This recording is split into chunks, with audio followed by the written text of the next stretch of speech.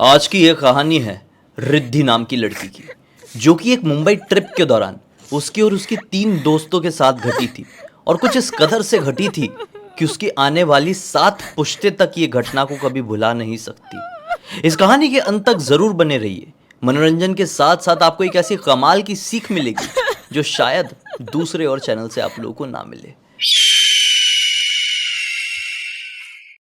नमस्कार दोस्तों, चलिए अब डायरेक्टली कहानी की शुरुआत करते हैं। बेंगलोर के एक समृद्ध परिवार के पास चलते हैं, जो कि बड़े खुशहाली से अपना जीवन यापन कर रहा था। इस परिवार में रिद्धि थी, जो कि अब बड़ी हो चुकी थी और ग्रेजुएशन भी लगभग कंप्लीट ही होने वाला था। रिद्धि को कार चलाने का और लॉन्ग ड्राइव पे जाने का बहुत ज़्यादा शौक था, इसलिए जब कभी भी रिद्धि को मौका मिलता था वो घूमने फिरने के लिए, लॉन्ग ड्राइव के लिए अपनी फ्रेंड्स के साथ या फिर कई बार अकेले ही निकल जाया करती थी, घर वालों की पूरी प्रॉपर परमिशन लेके। काफ़ी समय से ये मुंबई घूमने नहीं गई थी, इसलिए इसका बहुत मन करता था कि मुंबई जाना है जाना है जाना है। दरअसल इसके कुछ रिलेटिव थे मुंबई में ऑलरेडी, इसलिए ये पहले तो बहुत बार आ चुकी थी, लेकिन जब से बड़ी हुई थी, ग्रेजुएशन वगैरह कंप्लीट होने की नौबत आ गई थी, तब से ये यहाँ पर नहीं आई थी। फिर इन लोगों का आखिरी सेमेस्टर का एग्ज़ाम हुआ और फिर इसकी फ्रेंड सर्कल की 3 लड़कियां थी जो इसकी खास दोस्त थी। उन लोगों से इसने बात करी और सभी लड़कियां रेडी हो गई कि चलो यार, अब तो हमारी पढ़ाई वढ़ाई सब कंप्लीट हो चुकी है, चलो चलते हैं मुंबई, बढ़िया से एक मस्त मज़ेदार वाली ट्रिप करके आएंगे।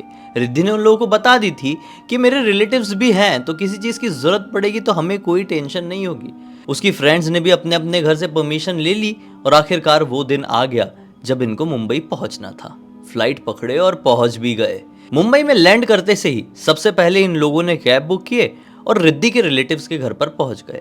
इन रिलेटिव का घर भी बड़ा था, लेकिन अब क्या हुआ कि यहाँ पे खाना वाना हुआ। रिलेटिव्स ने भी बोले कि तुम चारों गेस्ट रूम में आराम से सो सकते हो और जितने दिन की भी ट्रिप है तुम यहीं से कर सकते हो। तो रिद्धि ने क्या बोल दी कि नहीं नहीं नहीं, घर पे तो मैं हमेशा रहती हूँ, ऐसे बाहर निकलने का मौका कभी कभी मिलता है। हम लोग चाहते हैं कि हम एक होटल में स्टे करें। अगर आपको कोई होटल पता है जो कि एयरपोर्ट के आसपास हो, जो अच्छा खासा हो, बता दो। तो उसके रिलेटिव ने उसको होटल के बारे में बता भी दिए। रिद्धि ने बोली कि ठीक है, हम निकलते हैं। रिलेटिव ने बोले कि अरे अरे, एक काम करो, तुम ना कार लेके चली जाओ और जब भी तुमको यहाँ से वापस बेंगलोर निकलना होगा, एक कॉल मार देना, हम में से कोई भी आ जाएगा और कार को वापस ले लेगा। रिद्धि ने बोली और फ्रेंड्स ने भी बोली कि हाँ यार, ये तो अच्छी बात है, कार रहेगी तो आज और कल और परसों जितने भी दिन यहाँ पर हम रुके हुए हैं, बढ़िया से ट्रिप हो जाएगी। इन लोगों ने रिलेटिव की कार ले लिए और रिद्धि बहुत ज़्यादा खुश हो गई। जैसे ये लोग कार में बैठे हैं, बाय बाय बोल के रिलेटिव के घर से निकले हैं, तो रिद्धि बोलती है डायरेक्टली होटल ना चल के अपन एक काम करते हैं, थोड़ा एडवेंचर करते हैं लाइफ में, कहीं घूमने चलते हैं। दरअसल रिलेटिव का घर अंधेरी में ही था और इन लोगों को घूमने जाना था कोई आउटर एरिया में। फ्रेंड्स ने बोली कि देख यार, हम तो पहली बार मुंबई आए हुए हैं, लेकिन अगर तू जानती है, तुझे पता है कुछ अच्छी घूमने की जगह, तो चलते हैं। रिद्धि ने बोली अरे क्या घूमने की जगह पता है नहीं पता है, देख लेंगे ना, लॉन्ग ड्राइव मतलब क्या होता है, बस चलते जाओ चलते जाओ चलते जाओ। इस वक्त तकरीबन रात के 9 बज रहे थे। इन लोगों ने गाड़ी स्टार्ट किए और मुंबई की ट्रैफिक से लड़ते लड़ाते 11 साढ़े 11 बजे के आसपास मुंबई को क्रॉस कर दिए। अब हाईवे वाला इलाका लग गया। पता नहीं कौन सा हाईवे था इन लोगों को, लेकिन बस चले जा रहे थे चले जा रहे थे, एंजॉय भी फुल टू किए जा रहे थे। इसके बाद जब इन लोगों को थोड़ी भूख कुछ लगी तो एक छोटा सा टी स्टॉल जैसा दिखाई दिया। इन लोगों ने हाईवे में ही कार रोके और चाय वाय पीने लगे। वो टी स्टॉल वाला जो आदमी था ना, इन लोगों को बड़ा घूर घूर के देख रहा था। तो रिद्धि थोड़ी मुंह फट थी, तुरंत पूछ ली कि क्या हो गया, हमको ऐसे घूर घूर के क्यों देख रहे हो। तो टी स्टॉल वाले ने बोला कि देखिए, मैं आपकी भलाई के लिए एक बात कहने जा रहा हूँ, नाराज मत होइएगा, आगे मत जाइए, अब सही नहीं है, वक्त भी गड़बड़ हो रहा है और आप सिर्फ लड़कियां लड़कियां हैं। तो रिद्धि की एक फ्रेंड बोल पड़ती, लड़कियां लड़कियां हैं तो क्या हो गया, हम किसी से डरते हैं क्या, किसी से कम है क्या, चलो कोई नहीं। चाय वाय कंप्लीट किए, पैसे दिए और अपनी गाड़ी में सवार होकर फिर निकल पड़े। वो नहीं जानते थे कि कौन सी होने वाली अनहोनी के लिए वो चाय वाला सतर्क कर रहा था। वहां से निकले हुए तकरीबन इनको 15 मिनट हुए ही होंगे कि हाईवे पूरा सुनसान था। दोनों तरफ जंगल था और सीधी सीधी रोड थी। थोड़ी देर चलने के बाद अचानक से रिद्धि जो ड्राइव कर रही थी उसको दिखाई दिया कि रोड के बीचों बीच कोई तो खड़ा हुआ है, जो कि ब्लैक कलर का शैडो समान दिखाई दे रहा है। लेकिन हाँ, बेशक जो कोई भी खड़ा था उसने काले रंग के कपड़े पहना था। जब रिद्धि ने ध्यान से देखी, थोड़ा उसके नज़दीक पहुंचने लगी तो पाई कि जहां पर वो खड़ा है नीचे ढेर सारा खून ही खून है। रिद्धि घबरा गई, बोली रोकना सही नहीं रहेगा, यहाँ से मैं गाड़ी तेजी से निकालती हूँ। रिद्धि ने बिल्कुल थोड़ा सा कट मार के गाड़ी स्पीड से आगे निकाल ली है। बहुत डरी हुई थी और साथ में बैठी हुई जितनी भी फ्रेंड्स थी उन लोगों ने भी ये नज़ारा देखी थी और वो भी घबरा गई थी। रिद्धि को बोली कि ये क्या था, अच्छा हुआ तूने ड्राइव सेफ अच्छे से कर लिया, नहीं तो पता नहीं हम गाड़ी रोकते कुछ गड़बड़ हो जाती, पता नहीं उससे टकरा जाती तो क्या होता। तो ये लोग डरे सहमे जैसे तैसे करके थोड़ी आगे गए ही हैं। फिर इन लोगों ने प्लान किए कि अब सही नहीं लग रहा है, एक काम करते हैं गाड़ी रोकते हैं, कुछ खाते पीते और यहाँ से फिर वापस लेते हैं और डायरेक्टली होटल चलते हैं। बिल्कुल ऐसा ही किया गया। थोड़ी देर आगे जाने के बाद इन लोगों को मिला एक ढाबा। गाड़ी रोकी और ढाबे से उतर के ये चारों अंदर चली गई। अब चारों अंदर गए ही हैं कि अंदर जाते से रिद्धि के दिमाग में आया कि एक बार पापा से फोन कर लेती हूँ, नहीं तो वो चैन से सो भी नहीं पाएंगे, मैं ठीक हूँ या नहीं ठीक हूँ इसकी चिंता में। उसको याद आया कि अरे मैं तो मोबाइल अपना कार में ही भूल गई। उसकी फ्रेंड्स अंदर जाके टेबल में बैठ चुकी थी। इसने अपनी फ्रेंड्स को बोली कि मैं अपना मोबाइल लेके आ रही हूँ, पापा को फ़ोन करना है। ये अकेली बाहर की तरफ आई। अब इसकी गाड़ी जहाँ पर खड़ी हुई थी वो इलाका भी सुनसान था, रात बहुत हो चुकी थी, तो ऐसे आउटर एरिया के ढाबे में भी कई बार कम लोग ही आते हैं। वो जैसे ही अपनी कार के पास पहुंची है तो कार की हालत देख के हक्की बक्की रह गई, क्योंकि कार का जो पीछे वाला पार्ट है वो पूरा खून खान है, मतलब ढेर सारा खून उसमें लगा हुआ है। तो देखकर एकदम बहुत ज़्यादा ज़ोर से डर गई कि ये क्या है। अब ये बोली क्या करूँ क्या नहीं, अपनी फ्रेंड्स को तो नहीं बताऊंगी वरना वो लोग बहुत डर जाएंगी, और ऐसी मतलब इतने बड़े शहर में मेरे भरोसे आई हुई है और डर गई तो बिना मतलब का टेंशन हो जाएगा। इसने सोची कि एक हाथ ढाबे के लड़के को पकड़ती हूँ और बोलती हूँ कि साफ़ कर दे, पैसे ज़्यादा दे दूंगी तो कुछ बोलेगा नहीं। उसने ऐसे ही किया, थोड़ी अंदर की तरफ गई, दिखाई दिया एक वहाँ पे काम करने वाला कम उम्र का लड़का। उससे बोली कि देखो चुपचाप बाहर आओ, मैं तुम्हें 2000 रुपये देती हूँ, ऐसा ऐसा है, गाड़ी को साफ़ कर दो, मुझे नहीं मालूम है कैसा हुआ। वो भी जैसा डरा सहमा उसने वो गाड़ी साफ़ कर दिया। 2000 मिल गए, उसने अपना मुंह भी नहीं खोला। रिद्धि जैसे तैसे करके अंदर गई और अपना डर संभालते हुए थोड़ा बहुत खाना खाई है और फिर से ये लोग गाड़ी में सवार हो गए।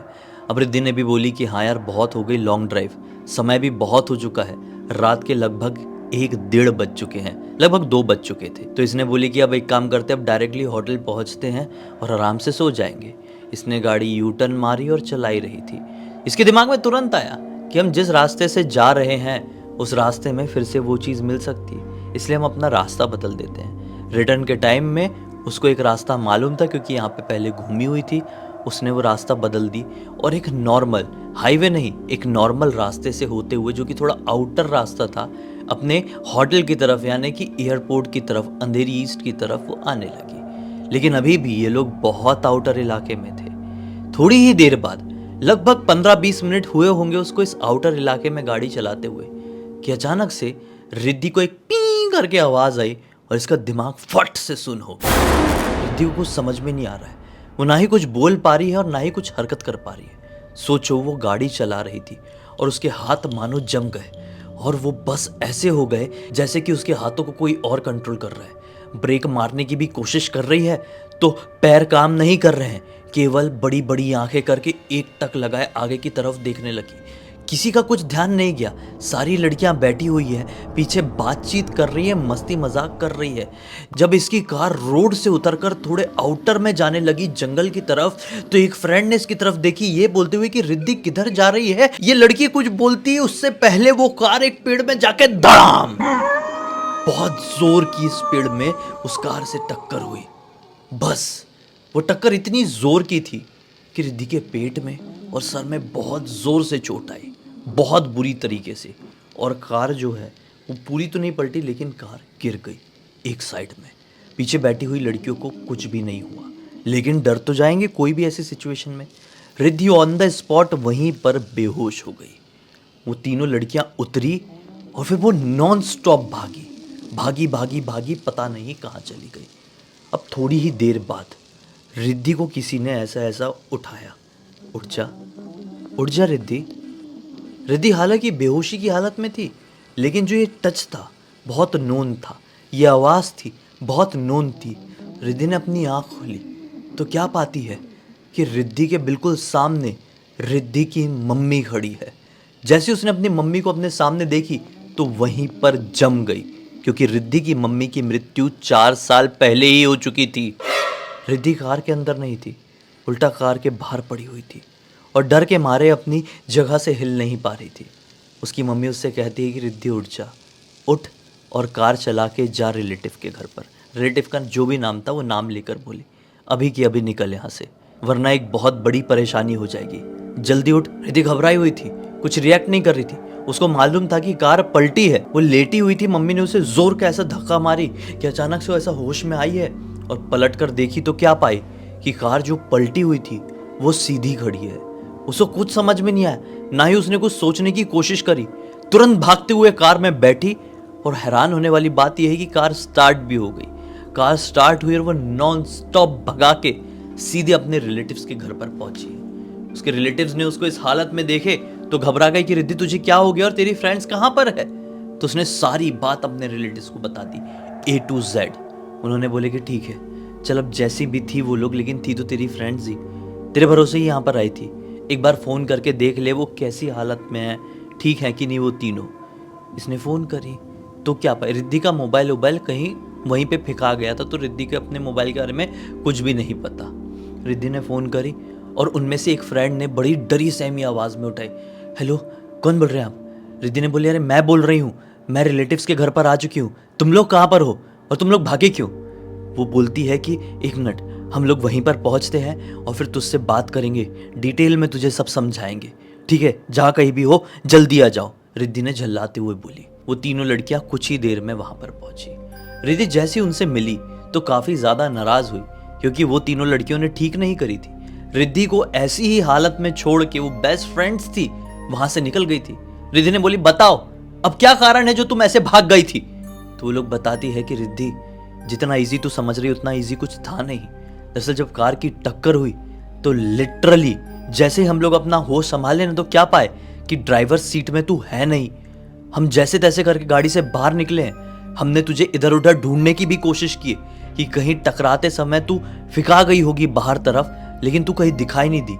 उतने में ही उसी पेड़ के ऊपर जिस पेड़ से कार टकराई थी, हमें एक अजीबो गरीब शैतान बैठा हुआ दिखाई दिया, जो कि बहुत ही डरावनी तरीके से देखकर हमें हंस रहा था। बड़े बड़े दांत बाहर आ रहे थे और बाल पूरे बिखरे हुए थे। कपड़े भी कुछ ऐसे पहना हुआ था जैसे कि हम एक्सप्लेन कर ही नहीं सकते। उसके नाखून बड़े हुए थे और पैर पूरी तरह से जले हुए थे। हम समझ नहीं पाए कि ये सपना है, वहम है या हकीकत। हमको सिर्फ वहां से उस समय भागना ही सूझा। हम नॉन स्टॉप भाग के रोड की तरफ आए हैं। किस्मत से थोड़ी आगे जाने के बाद हमें एक कार दिखाई दी जो कि सिंगल आदमी चला रहा था। हम रोड के सामने आ गए। उस आदमी ने रोका। आदमी बड़ा भला इंसान था। हमें कार में बिठाया, हमें डरी हुई ऐसी हालात में देखकर, और वो इस एरिया से बाहर हमें लेकर एक सेफ जगह पर पहुंचा। सिटी के एरिया में आया, अंधेरी एरिया में ही था, एयरपोर्ट के पास ही थे हम लोग। वो आदमी अब तक हमारे साथ रहा जब तक तेरा फोन नहीं आया। फिर हम उतर कर आने ही वाले थे, दूसरा कुछ व्हीकल लेके, कैब लेके, लेकिन उसने बोला आप लोग चिंता मत करो, घबराए हुए हो, मैं आपको वहां तक छोड़ देता हूँ। यहाँ तक वो छोड़ कर गया है। रिद्धि ने भी जो कुछ भी हुआ अपनी फ्रेंड्स को बताई। फिर क्या था, सभी लड़कियां मिलके रोने लगी, क्योंकि ये जो कुछ भी हुआ बहुत ही ज़्यादा खौफनाक था। रिद्धि के रिलेटिव ने भी पूरा साथ निभाए और बोले कि अब चिंता मत करो, आराम से सो जाओ, सब कुछ ठीक है, गेस्ट रूम में सो जाओ और इसके बारे में हम कभी बात नहीं करेंगे। और वो चारों लड़कियां वहां पर जाके सो गई। इस ट्रिप को उन्होंने अगले दिन ही कैंसिल कर दिए। अगले ही दिन उन लोगों ने अर्जेंट फ्लाइट को पकड़े और डायरेक्टली बेंगलोर पहुंच गए, और इसके बारे में कभी किसी से जिक्र नहीं किया। रिद्धि के दिमाग में हमेशा से ये रहा कि वो दिन मेरा बहुत ही अनलकी दिन था, लेकिन एक तरीके से वो उस दिन को लकी दिन भी मानती है, क्योंकि उस दिन उसकी 4 साल पहले मरी हुई माँ उसके सामने आई थी, उसकी मदद की थी। अगर उसकी माँ इन हालात में उसके सामने नहीं आई होती तो शायद वो भी अपनी माँ के पास पहुंच गई होती। इस पूरी घटना की जानकारी रिद्धि की एक फ्रेंड ध्रुवी ने मुझे इंस्टाग्राम पर लिखकर भेजी, जो कि उस ग्रुप में, उस कांड में शामिल नहीं थी, जो कि रिद्धि की कॉलेज फ्रेंड है। रिद्धि ने जब ध्रुवी को इस घटना के बारे में बताया तो ध्रुवी ने सोची कि सभी लोगों को पता चलना चाहिए, ताकि सभी को सीख मिले कि ऐसी अनजान जगह पर ऐसे ही घूमने ना चले जाए। अगर कोई सतर्क कर रहा है कि वहां जाना ठीक नहीं है तो वहां पे जाने से पहले 200 बार सोच ले, तभी कदम उठाए, जाना चाहिए कि नहीं जाना चाहिए। खैर उम्मीद करता हूँ कि अब तक इस वीडियो को देखे हैं तो पसंद ज़रूर आया होगा, लाइक ज़रूर कर देना। चैनल को सब्सक्राइब करके बेल आइकन दबा के ऑल के ऑप्शन में क्लिक करना और इंस्टाग्राम की लिंक वीडियो के डिस्क्रिप्शन बॉक्स में मिल जाएगी, वहाँ पे भी जुड़ जाना। कोई भी ऐसी कहानी, टॉपिक या जानकारी होगी तो लिंक भेजना। हो सकता है मेरा अगला वीडियो कल आप लोगों के हिसाब से ही बन रहा हो, है ना। चलिए कल फिर से मिलते हैं, तब तक के लिए बहुत बहुत धन्यवाद। आपका दिन शुभ हो।